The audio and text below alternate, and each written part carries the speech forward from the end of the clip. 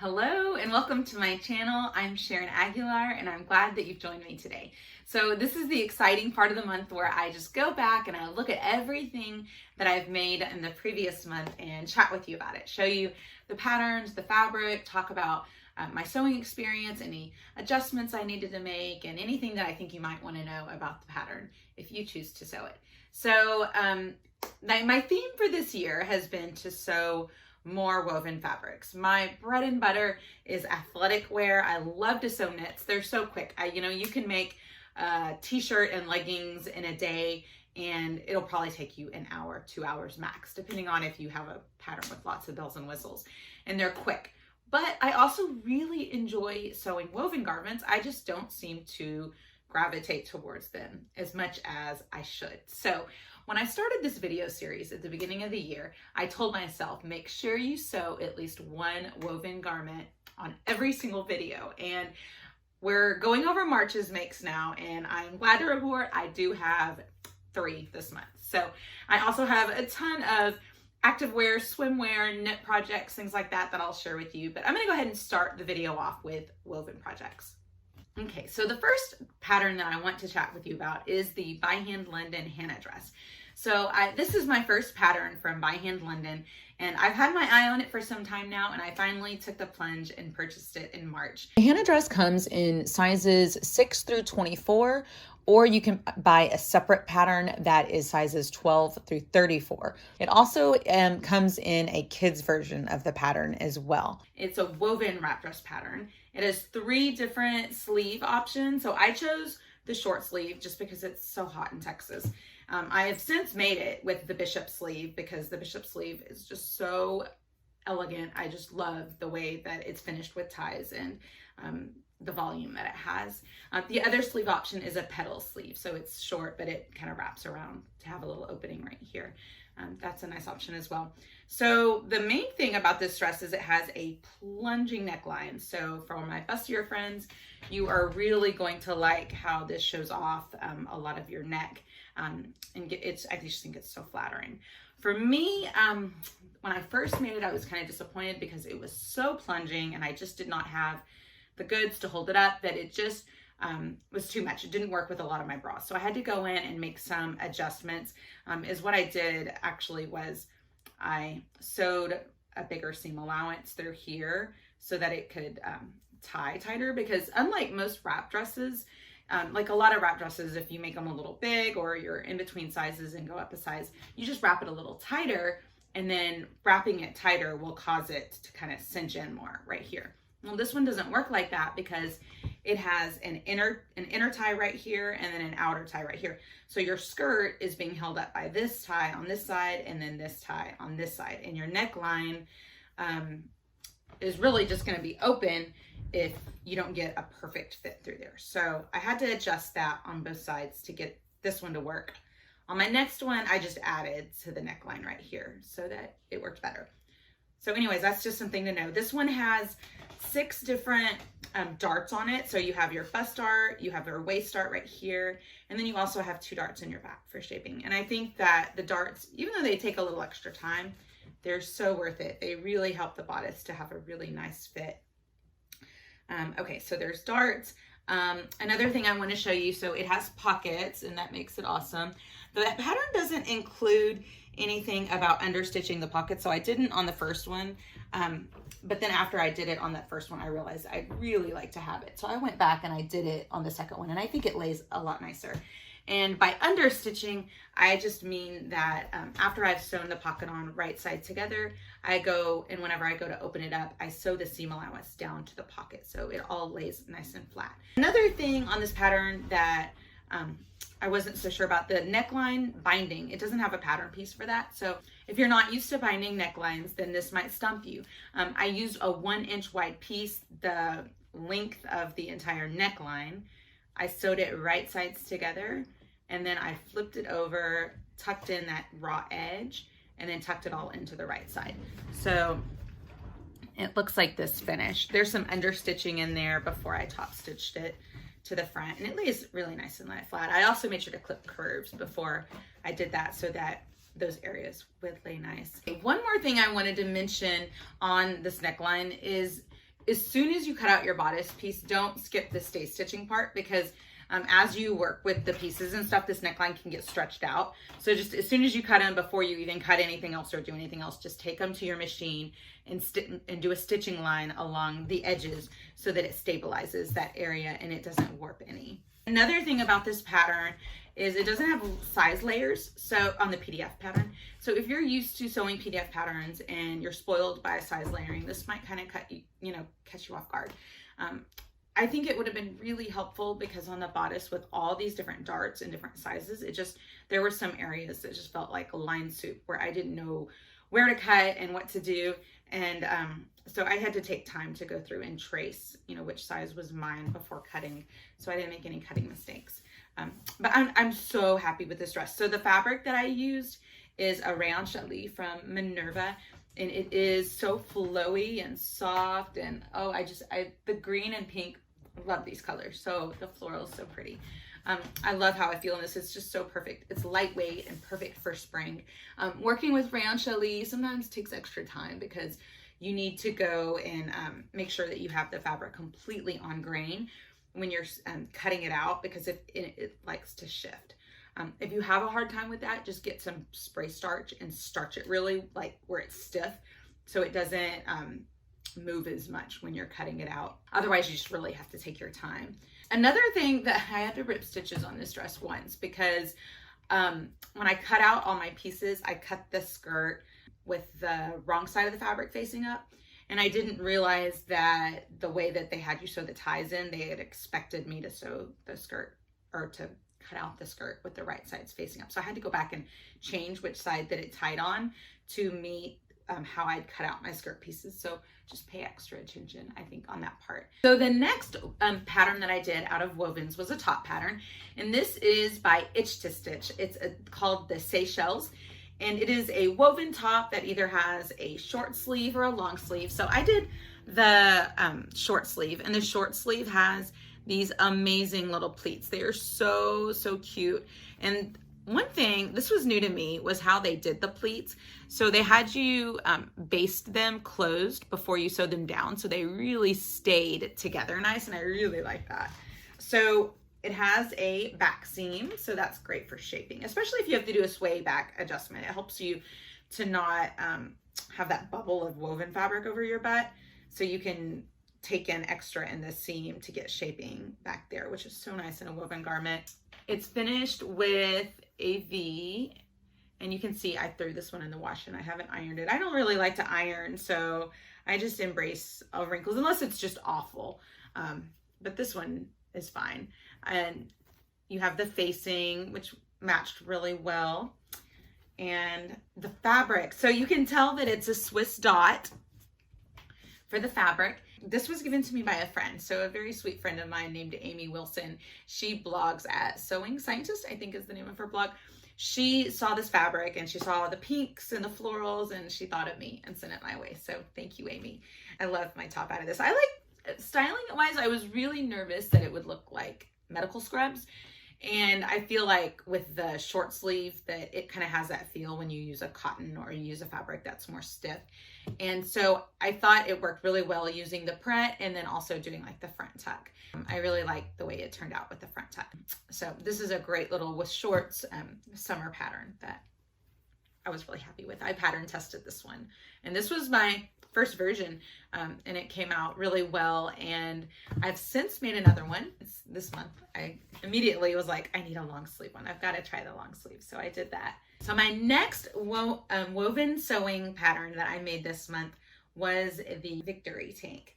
And this is a woven tank top that is fully lined, which makes it so easy to, to do everything, because you're not using any bias binding, you don't have any finishes. And the way that the lining is it's a little smaller than the main, so it pushes to the inside. And you can just, for lining, I use fabric that it's like really thin. You want to use like a really thin fabric that's not going to make those areas bulky. This is a rayon challis that is so thin, and great for lining stuff. And the main fabric that I used was the rayon challis from the Styled Magnolia. And I've purchased from the Styled Magnolia many, many, many times, but I am obsessed with their athletic brushed poly, and that seems to be the only thing that I can buy from them. So this month I was like, you know what, I'm gonna buy one of their wovens, just try it out, see what I think about it. And I'm so glad I did, because their Ranch Elite it's thicker. It reminds me of like other places what I've ordered. They called it just viscose. It has that thicker hand to it so that you can make like pants with it. It doesn't really wrinkle. So this is it straight out of the dryer and just hung up on my rack. And you can see I have not ironed this, but it doesn't, it wears really well. I also, from my scraps of this, I made my toddler some culottes, and she wears those all day long, and they're not that wrinkled. So I was really impressed with the quality of this. This one, the neckline is kind of low. I think I've made it several times, and I don't know why I haven't noticed that. So I think on my next one, I'm going to take a little bit out of the shoulders to help be able to wear it with more bras. This one's a quick one. I made this in just an hour or two. So for a woven project, I really like this one. And that is the Victory Tank. It is by Chalk and Notch. That's all my woven sews. Let's get into some knit. I was on a swimsuit blog tour for Raspberry Creek Fabric. They introduced their spring line, and I was really glad to get to join in on the blog tour and make swimsuits. So I asked each of my daughters, who wants a swimsuit made by mom? And I was so happy that they were all like, me. And they were quick to help me pick patterns, to look through the fabrics that are in the new line. And I made 4 swimsuits. So swimsuit sewing used to seriously intimidate me when I first started sewing. And then I realized, hey, it's just like sewing knits. You can sew a swimsuit just like you can go and sew a t-shirt or leggings. It's not that much different. There's a few things that you have to keep in mind.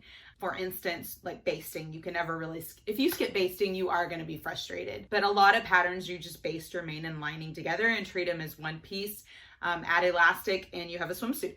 So unlike a lot of garments, you're not ironing, there's not all these extra steps. So relatively, swimsuits are quick. So the 4 that I made, I'll grab the one I made for myself first and show you. So the one I made for myself, I used the Green Style North Shore swimsuit pattern. I have the sew along for this one. So if you want to make one of these, I can link the sew along in the description of this video so you can find it. And this is one of those patterns that has so many options that it's easy to get kind of like lost in the weeds, because figuring out what you want to do. So the sew along will help with that though. Sorry, it's like I made these extra ties. Okay, so there are 3 different front options on this swimsuit.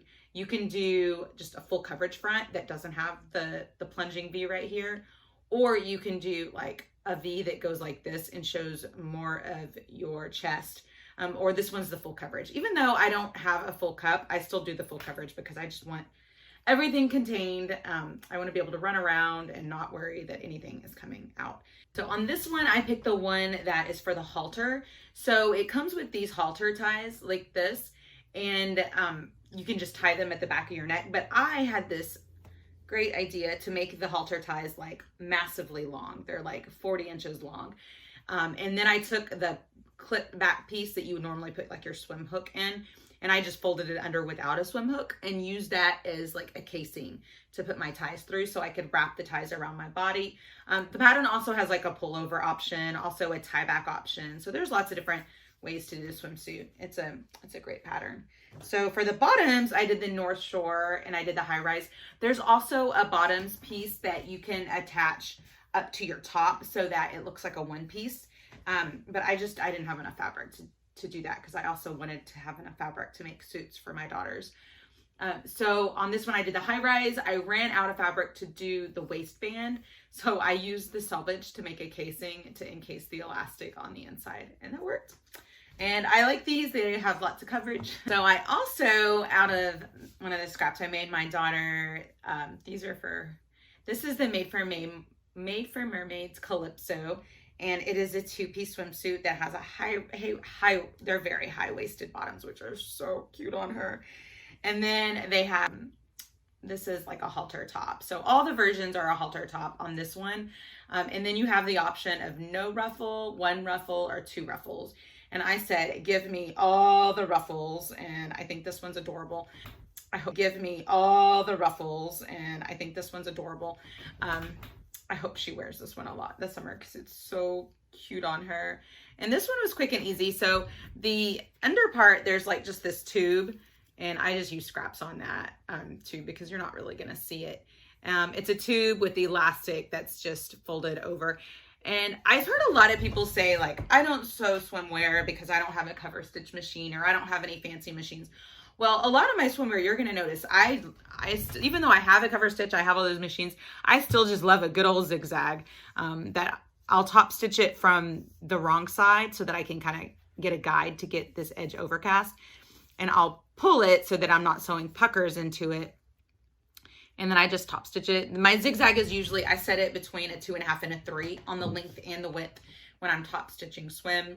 And it's just super quick to run through my machine, and it handles it really well. I think the only time I used my cover stitch on this project was on my older daughter's suits, on the straps, and then whenever I was doing this casing, which I could have done that with a zigzag as well. Okay, so for my middle daughter's suit, she chose the, this is the striped swallow designs, and it is called their Into the Blue suit. And it has a cutout on the belly, and you can have a cutout on the back as well.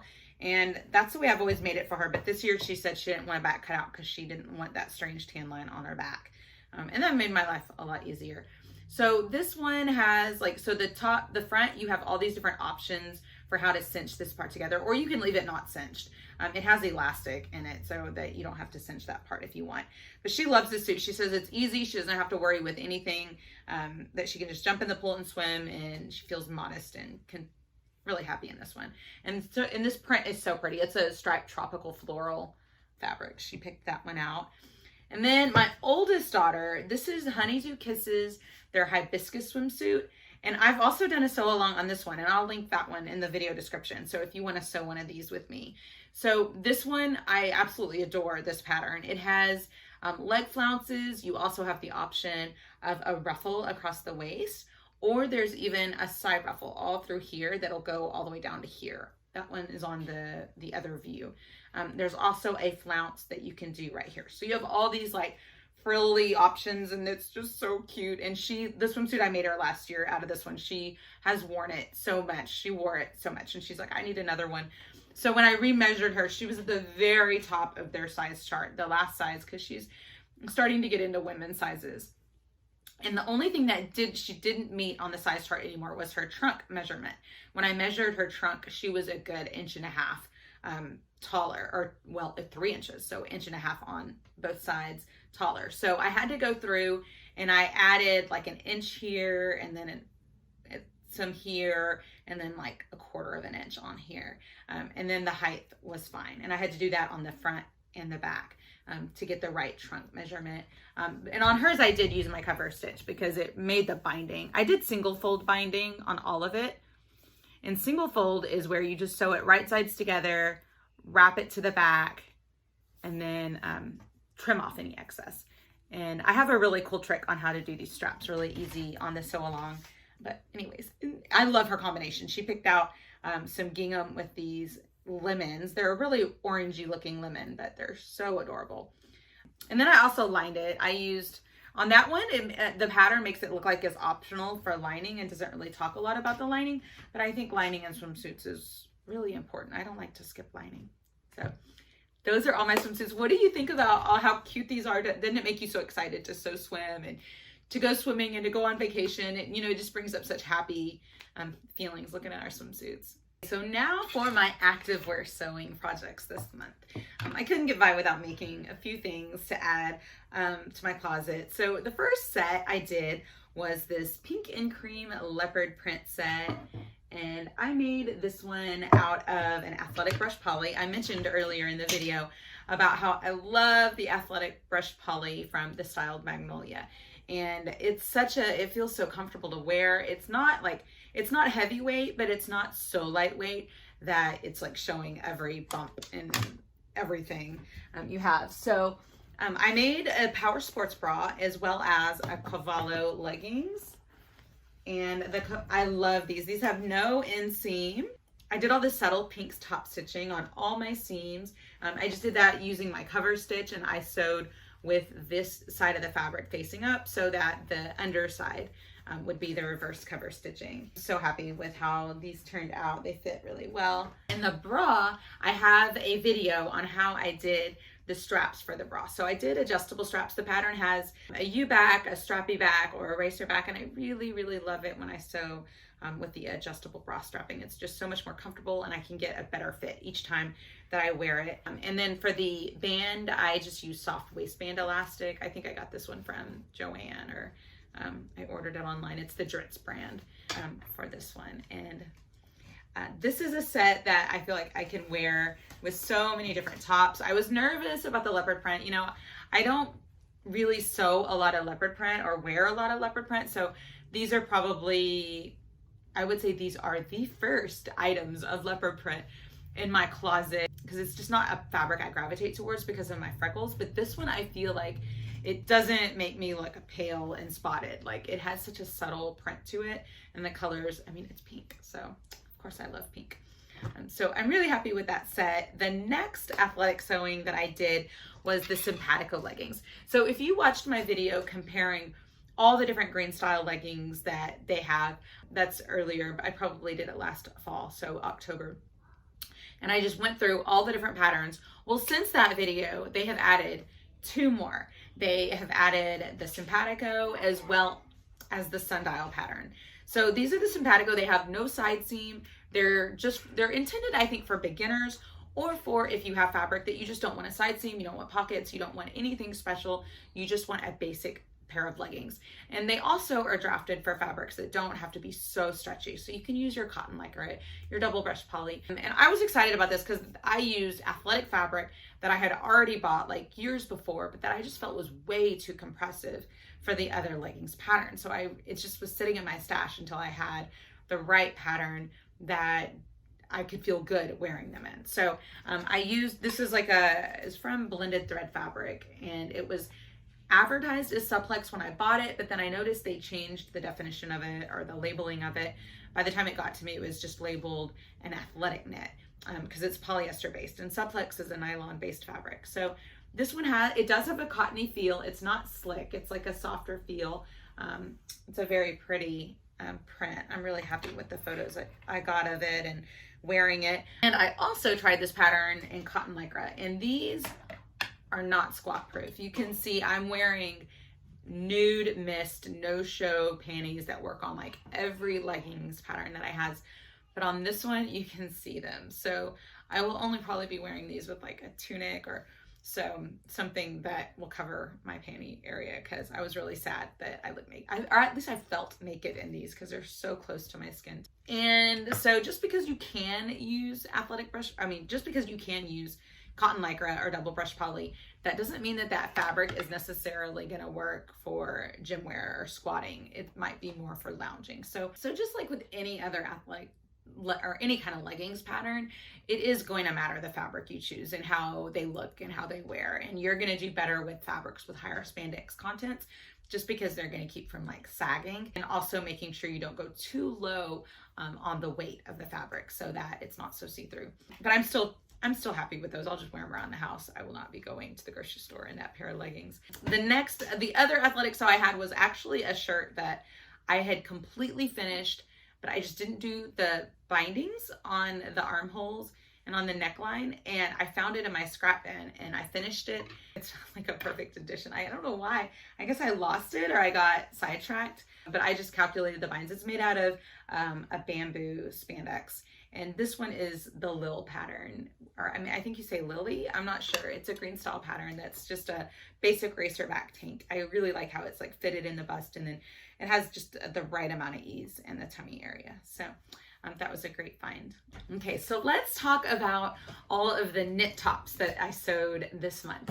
I sewed lots of different knit projects, mainly with cotton lycra, one with a cotton sweatshirt fleece. One of them, the first one I want to show you, is the green style Wamia, and this one is actually a rash guard pattern that is intended for like swimming, but you can also make it in any kind of a knit. You can make it in athletic fabric if you want to wear, if you need a fitted top for the gym, or you can just make it in cotton knit if you want, you know, just the top to wear around the top for the gym, or you can just make it in cotton knit if you want, you know, just the top to wear around the house. I wanted this one for gardening. So I love to work in the yard. I love to, well, I shouldn't say I love it. It's a love-hate relationship. It's a lot of work, but I enjoy the product of working in the yard and all the flowers and the pretty things there are to look at.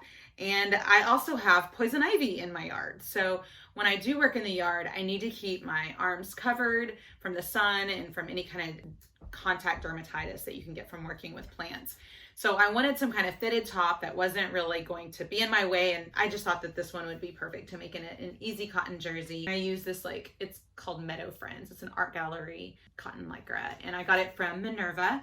And I also have a sew along for this on my channel. So I'll also link that. So if you want to see this one in action and sew one with me, you can. And out of my scraps, I made my daughter a raglan pattern as well that has lots of color blocking and pockets because she thinks everything should have pockets. It's by Miss Susu.